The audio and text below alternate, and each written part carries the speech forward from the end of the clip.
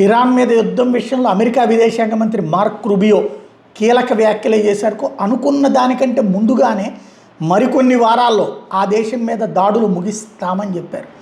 Tehran మీద బోతల దాడులు చేయాల్సిన అవసరం లేదు, మేము అనుకున్న లక్ష్యాలను సాధించగలం అని చెప్పుకొచ్చారు.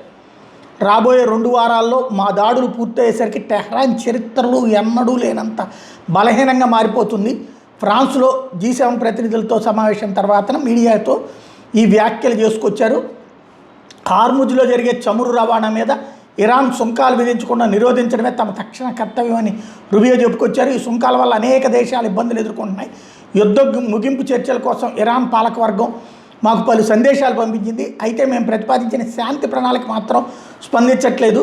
పశ్చిమాసియాలో అమెరికా బలగాల మోహరింపు గురించి రూబియో చెప్తా, ఇరాన్ మీద బోతల దాడులు చేయాలని మేము అనుకోవట్లేదు, కానీ అత్యవసర పరిస్థితులు తలెత్తితే వాటిని ఎదుర్కోవడానికి వీలుగా ట్రంప్ మా దళాలని చుట్టూ మోహరిస్తున్నారు అన్నటువంటి విషయాన్ని కీలకమైనటువంటి పాయింట్ చెప్పుకొచ్చారు.